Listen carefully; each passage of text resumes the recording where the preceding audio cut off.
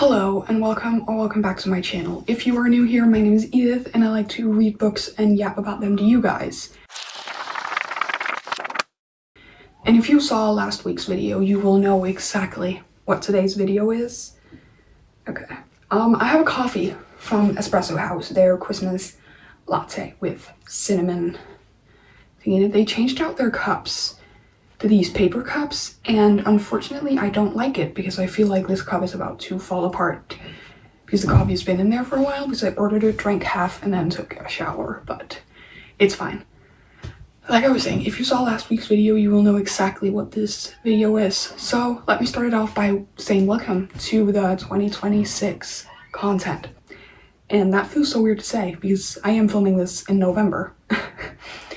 I'm about to film 2 sit-down videos, which are both going to be posted towards the end of the year and the start of next year, which when you guys are seeing this is this year, and that's today's video. And that is in fact my beginning of the year book tag. Now last year I actually filmed one of these, but it never saw the light of day. So I only ever posted my end of the year book tag last year, which was last week's video. If you missed it, that was my end of the year book tag. So I thought, finish the year off with that. Let's start the year off with a beginning of the year book tag. If you are not like an avid booktube watcher and you don't know what a beginning and end of the year book tag is, it's basically a video where you get a bunch of questions. I think Destiny Sidwell started both of these. At least that's what I keep saying in these videos, is that she started it, because anytime I see a video doing it, they always like link to her video down below and use her questions. So I'm pretty sure Destiny Sidwell started this a few years ago. And I will of course also link all the questions down below and her video, all of that sort of stuff. But it is a bunch of questions. The end of the year book tag is a bunch of questions about your reading year, how it went, which books you liked, which books you didn't like, which characters you liked, all that sort of stuff. Start of the year book tag is kind of like plans for the year and books you want to read the year and new things you want to try this year. So that's what we're doing today. We're going through a list of questions. I have a few books in front of me we're going to be talking about, and just a few also some things about this channel, all that sort of stuff. So without further ado, let's just get right on into it. First question is about my reading goal, and that is just how many books are you planning on reading in 2026?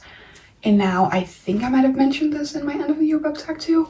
I am going to be putting this year's reading goal at 40. I wrote down 40 to 50 because my first idea was 50, and I texted my mom and she was like, why don't you put 40? Put it lower and that way you can always exceed the expectations. And I agreed with that. Now, last year, or this year for me, but last year for you guys, I have been reading a lot because I haven't had a job and all of that sort of stuff. So I kind of took into account the fact that I'm gonna probably be studying this year and working and like doing actual stuff other than reading.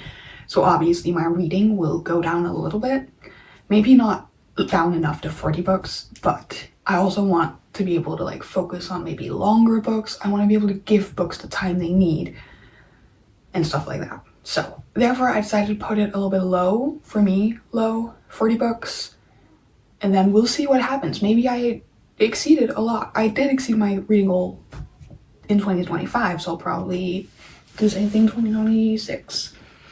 And the second question is a book you are likely to reread this year. Now, I made an entire TikTok of me talking about all of the books I really wanted to reread and annotate in 2026. And I picked out the 3 that I'm most likely to get to. First off, we have Binding 13. Now, I said Binding and Keeping 13, but just to mention one, Binding 13. If it makes you happy, if you've seen my content for the past few months, you will know I read this in October and absolutely loved it and wanted to reread and annotate it immediately. So it will in fact be reread and annotated in 2026. And then we have Bunny, which I always explain this as being my favorite, one of my top 3 books of all time. I've only read it once and I would love to give this a reread and annotate it at some point during the next year. So yeah. And then we have an author you won't be reading more books from this year. And now this is very much a shot in the dark. I don't know. Maybe all of a sudden I'll be in the mood for one of their books, but I put down Emily Rath and Rena Kent. Let's take them one at a time. Emily Rath.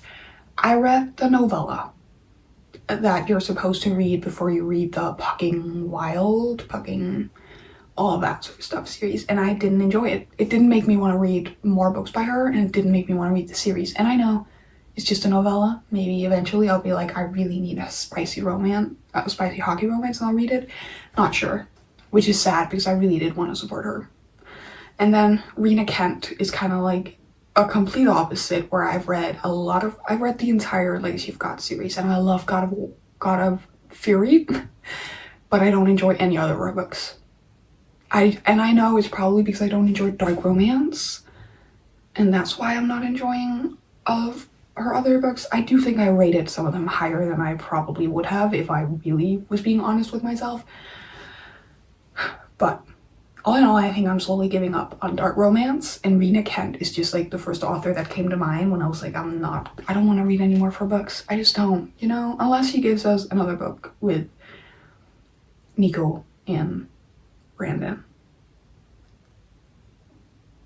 If she gives us that, I'll obviously read that, but like, otherwise I have no reason to read any of it. And then we have something new you want to read this year, and I put down classics. And specifically, I'm holding up Jane Eyre because I actually put Jane Eyre on my 2026 TBR. Therefore, I put down classics because I have 3 classics of this kind of beautiful, stunning cover work. I have this, and then Pride and Prejudice and Emma. And then I have the 1948? Is that what it's called? That sounds wrong. Is it the 1984? Whatever, you know which book I mean. I have that, and I want to get some of these read, especially Jane Eyre. So classics is high on my list of new things I want to get more into. And then we have a popular book you want to read, and I went with a book that isn't really that popular anymore, but I know it had its peak when book talk was also peak in like 2020, and that is The Book Thief. Now, the reason I actually ever got this book or wished for it is because this is my grandmother's favorite book, or one of her favorite books, and it just sounds so interesting, and it's a big one. But it sounds really interesting, and I know it had its moment on TikTok where it was really popular, and I still have yet to read it. So this is 100% also on my radar for 2026. Then we have most anticipated 2026 book releases, and I wrote down the next 2 Boys of Tommen series. The next 2 books in that series. If you don't know the Boys of Tommen, that is, they're right behind me, right here. Binding and Keeping 13, all of that. We're supposed to be getting 2 new books in 2026, and they are definitely top most important. We'll be buying them the minute they are out, because I love that series with all my heart. I really do. I'm so excited about it. And I will probably be making like a TikTok at some point, which should be up by now, of more releases I'm excited for, but those are definitely the top releases I'm excited about. All right, and then we have a bookish goal for 2026. And I have a bunch of goals. Again, some of these are going to be mentioned in next week's video, but the biggest one is getting through my physical TBR. I have put a goal down that says, get my physical TBR down to 20 books. And I'm going to recount them after Christmas when I know exactly how many books I am going to have at the end of the year. And then from that number, we have to get down to 20 before I can buy any more books, unless it's to continue our series. Because the Boys of Tommen books, I will in fact need to buy the next books the minute they come out, even if I haven't gotten my TBR down to 20 books. And I also kind of want to finish series as much as possible. So if I have books on my shelf where I have like the first 2 book and a 3rd book comes out, obviously I want to read the 3rd book so I can finish off the series. So that is the only thing though. I can buy books if it's to continue a series where I already own some of the books physically, and like for gifts for other people, but like I can't buy books for myself before I get it down to 20. The next question is a book that's been on your TBR that you probably won't read. And this is actually kind of a funny one to mention because I did try and read this and DNF'd it, and for some reason I have kept it. for like over a year now, and that is The Secret History by Down Its Heart, and I think it's officially time to say goodbye to this. I kept it because I thought maybe someday I would want to read it, but I don't want to, and I'm never gonna want to. When I think about this book, I want to fall asleep again. Then we have a series you want to start this year, and I put down the Throne of Glass series, and I will be starting with Assassin's Blade. No, I don't want you guys in the comments to like give me tips. I have decided how I want to read the series. I'm gonna start with this, and I'm doing the tandem read. And that's my final decision. I have never seen a series with this many opinions on how you need to read it and how you need to do this and this and this. But like, I've decided on this, and therefore I give up. I don't want to spend a long time trying to figure out how I'm going to read a single little series. But I read ACOTAR for the first time this year, and I enjoyed it. It's not like a new favorite series of mine. I loved the last book. The ratings for me kind of just went up, except for the novella. We're just gonna ignore that. But the rest of them, they just went up until the final one that I ended up giving 5 stars. And so I do have a feeling I could end up loving this series though. I do have a feeling, I do. And I keep pushing this series off, but yeah. I do also have another bookish goal that is like focused on finishing some series before I get started a new one. So I don't know when I will get to this, but hopefully towards like summer or fall sort of time, I will be able to get to starting this series. I'm really excited. I am. Yeah, like I just said, I did enjoy ACOTAR. Not like a 6-star series or anything, but like it had a 5-star, it had a few like different 4 stars, all of that sort of stuff, and it just got better and better. And I know a lot of people say this series is her best work. ACOTAR is good to start with because it's easier, it's not as fantasy heavy, there's more romance. And then this world, I'm so excited. I'm really excited about this actually. And I've owned this series for so long, and I keep pushing it off because it's a long series. It's a big commitment. But I do want to start it this year. Maybe I won't finish it, maybe I will. That is for future me to find out. Then we have, what are your auto-buy authors going into 2026? If you don't know, auto-buy is basically just like an author where if she puts out a book, you will buy it without having to know anything about it. And now, obviously, I will actually break down if any of these authors comes out with a book before I am off my book buying ban. And maybe I'll have to break it just for them. But we'll see. We have Taylor Jenkins Reid, will and always will be an auto-buy author for me, and this atmosphere that she put out in 2025 just solidified that for me so hard. I love every single book by her I've read. I do have 2 I haven't read that I'm planning on getting through this year too. So I could live without her putting out a book this year. But if she does, I will in fact be buying it.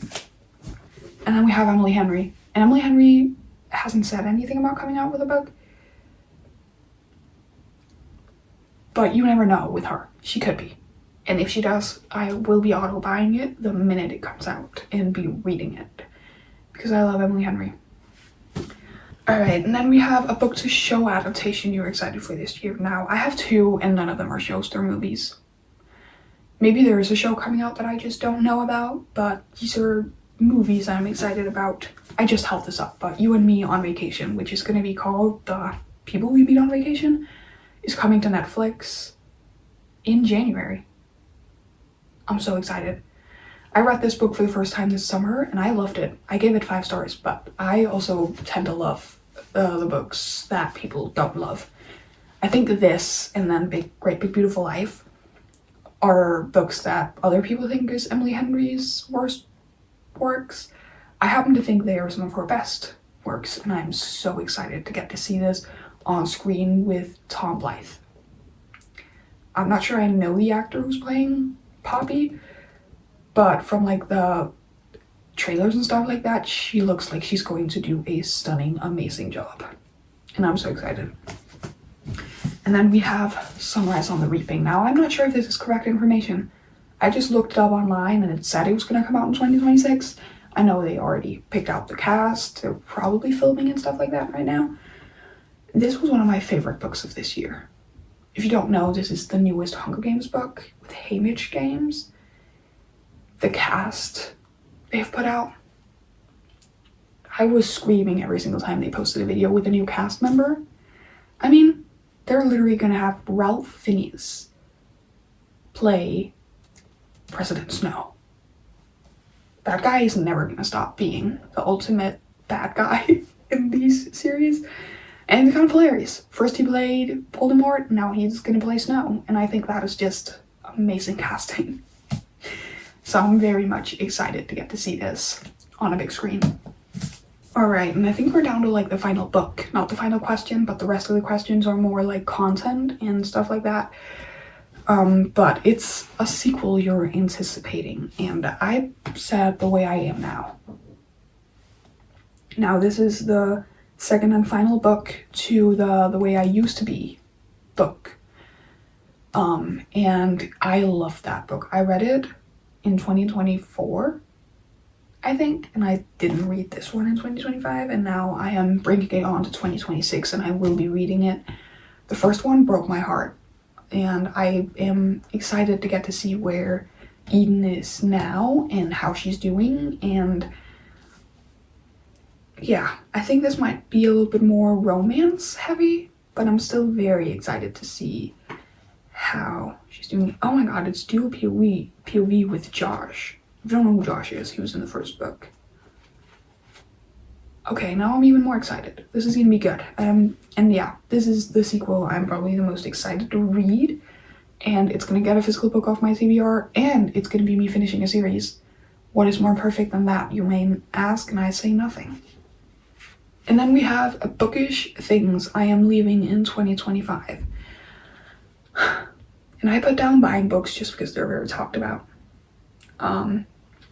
I wouldn't even say very talked about, because I will, like, if it makes you happy, one of my favorite books of the year, and I bought that because everybody was talking about it and loving it. So I actually don't think that's what I mean by it. I mean the hearing one person talk about a book and then buying it.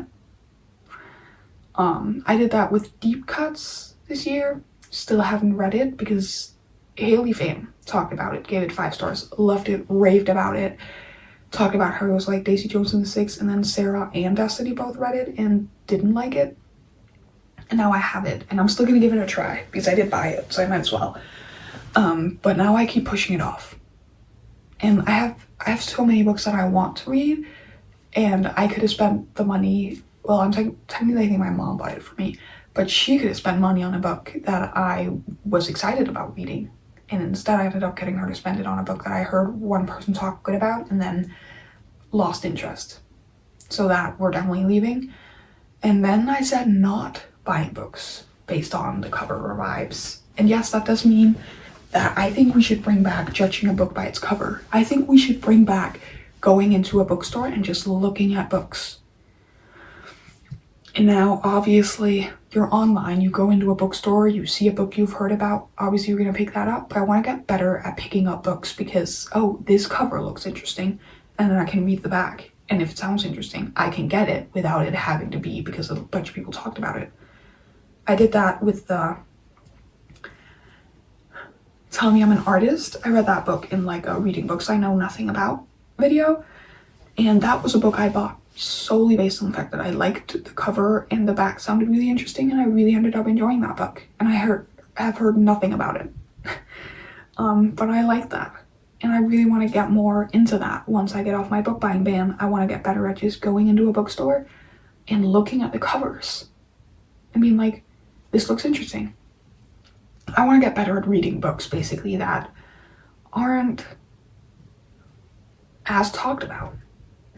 So I guess I do want to stop buying books just because they're very talked about, but sometimes I'm still going to do it.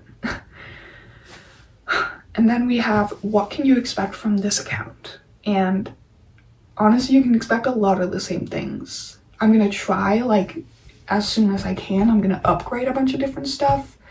I want to get a tripod so I can film from, like, better angles from some videos.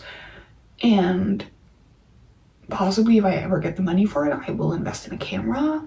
I will invest in like a new computer where I can edit a little bit better, all of that sort of stuff. So like that's the part that I'll probably be changing the most about, is like upgrading different things once it's possible. But other than that, you can expect a lot more reading vlogs, a lot more recommendations videos, just vlogs in whole. I love just vlogging like a week in my life and showing you guys all the things I do. And I love talking about books.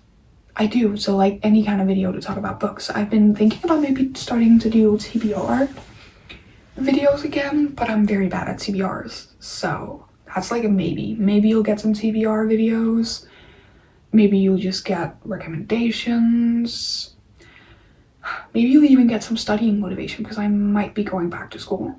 But like, honestly, you can expect everything. If there's ever anything you want to see from me, literally just comment it down below and the chances are I will probably do it. That sounds wrong. But you know what I mean, like actual content ideas, anything you want to see. If you guys want to see me doing TBR, like monthly TBR videos, even if I don't promise to actually follow them, we'll do that. I have some new series I want to start. And I need to find out a name for the series for me, because a lot of people do this. And I feel like it's always fun if you have like your own name for it. But it's basically just going to be a way of me getting through my physical TBR. And I might do that with prompts. And like every single video will pick 3 prompts and then pick books from my physical TBR and read those so we can get through them. I want to start filming those finishing series reading vlogs because I want to finish a lot of series I'm in the middle of. So those are kind of going to be like new series that I'm going to be focusing on in the new year, but obviously I'll still do the like reading romances for a week for Valentine's Day or reading summer ween books. That is a video I really want to make. I didn't do that this summer because I was kind of over summer ween before summer even started. But I want to do that next year, or like reading LGBTQ books for Pride Month, all of this sort of stuff. I'm still going to be doing that, but I also want to continue. I want to start those 2 series, and then I maybe want to continue my reading my favorite booktubers' favorite books. I have a bunch of ideas, and I'm always open to more. If there's anything you want to see from me, comment it down below, and I will probably do it. But the basis of it is just any kind of content about books, any kind of life content about studying, working, and like all of that sort of stuff. That's kind of what you can expect from this channel. That was a long yap about that specific subject. And then we have, how has your reading taste evolved from 2025 to 2026? I say I got a little bit more into horror. I got a little bit into it last year, and then I got a lot more into it this year. And we're talking like slasher horror mostly.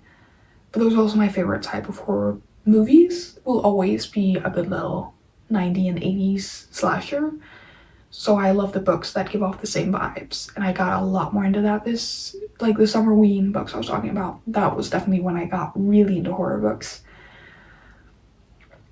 And then I got a little bit tired of romance. I talked about this in my, I think it was the reading fall romances.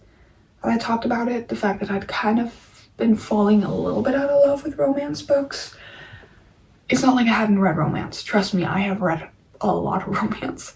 But I definitely had a few months in the middle of the year where I was very sick of it. And I had to take a bunch of different breaks from reading romance because I was falling into reading slumps because of it. And I'm actually not mad about it because it made me explore so much different stuff, like the horror. And I got more into fantasy. I feel like this year I really started reading more fantasy books, and I'm probably going to be doing that in next year too. Getting into a lot more fantasy. I'm trying to think if there's anything I haven't written down that I'm like, yeah, this also kind of changed. No, I kind of think that's it, really, of big things that's changed. I still love romance, and I'm still mainly a romance reader, but I definitely think me getting a little bit sick of romance this year helped me also discover some other genres I really, really enjoy. We're down to the last 2 questions. This video is so much shorter than my other one. We have booktube creators that inspire me. Now I'm gonna link all of these channels down below, but we have Sarah Crowley, and everybody's probably going to mention her in these videos. I love Sarah, mainly because, like, especially this year, she's really evolved in her reading style, and I feel like she's starting to read a lot more diverse books, which has been really nice because I have also this year tried to like expand a little bit more of my reading, and therefore it's nice to have someone you can follow who's also reading a bunch of different books. And I just think, other than that, she's so aesthetically pleasing to watch. It's actually kind of incredible. And they just moved. I love the moving vlog. I love her vlogmas. I will watch anything Sarah Crowley puts out. I was actually also in her Patreon book club, and Sarah, I will be back the minute I start making some money and can actually pay for it. And then, this one isn't going to be any surprise, Heather McCleary. Yeah, I did an entire video of me reading her favorite books, and that should have told you guys everything. She's the type of creator where if she reads a book and she raves about it, I will be reading it. I read 3 of her favorite books in the video, and I gave every single one of them 5 stars. She was the creator who convinced me to actually read Wild Side when everyone else was talking bad about it. She loved it, I read it, and I loved it. And I just really love her vibe. She's very, like, I don't want to say like unique, because I feel like unique can sound so bad, but she does post very unique videos. And again, she reads some books that I feel like no one else talks about. She also reads horror and stuff like that. That's where I get some of my horror recommendations from. And I would also call her aesthetically pleasing. Her and Sarah, like, aesthetic wise, it's kind of completely different, because whereas Sarah is more like, I guess, like modern and girly and stuff like that, Heather's more like, well, horror, like darker vibes, and I love that.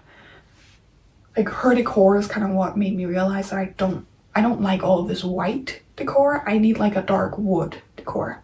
And when I look in like booktube creators, I always look for stuff that isn't just book related. I love when you also get some vlogs and like lifestyle content, and Heather delivers on all of that. Heather's also the one who made me want to get back into like camping and stuff like that, and yeah, I love Heather.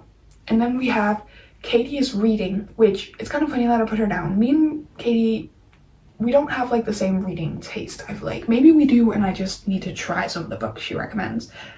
But I love watching Katie because she reads a lot of books that I never hear about. And I love that. I really do. And I do maybe want to get into reading some of the books she talks about, because she makes them all sound so interesting. And again, she's so aesthetically pleasing. I take a lot of my like journaling inspo from her, because she will make like a journal spread in almost every single video, and I love the look of them. I again love her decor style. I just love hearing her talk about books. And she also shows off her knitting, and I love like a little mix of showing some knitting in a reading vlog. And like I said, I just really like also having at least one person I watch read other books than what I would normally read, and like convincing me to try new stuff. And that's definitely what she does for me. But Madison Kate, and I'm pretty sure Madison's probably going to be the next person that I'll make like a reading her favorite books type video about. I keep mentioning aesthetics. I love aesthetically pleasing vlogs. And now you may be like, how can you love aesthetically pleasing vlogs? You're not aesthetically pleasing. I am aware. Trust me, I try, and yet I never get it. I don't know how they do it, but Madison Kate is actually who kind of convinced me to start annotating my books, because she does it so beautifully, and she does it beautifully, and she makes it sound so like such a great experience. And I love how passionate she is about the book she reads. And again, you'll know I'm a part of her book club because I post like challenges every once in a while of reading books for different things for her book club, all that sort of stuff. And I just also think she seems like such a nice person. Like overall, every single time I see any video where she's with some of the other book girlies, she looks at those girls like they hung the moon for her. And that's like a good thing. Like if you ever see a video with Madison next to someone, one of her friends, while they're talking, she will be looking at them like she's actually in love with them. Basically, I just think I really love Madison's content.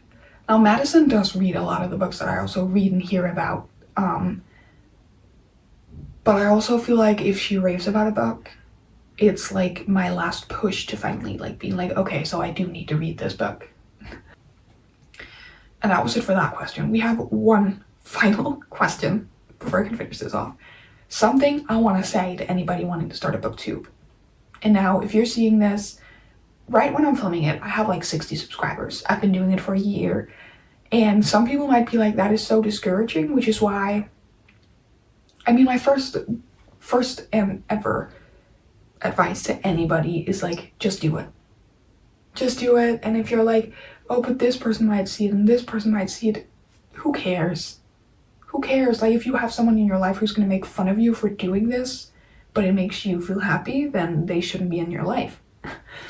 I know that's kind of harsh to say, and it has been easier for me to start it now when I'm not in school, because I'm not like surrounded by a bunch of people who could like discover it if I'm trying to keep it a secret.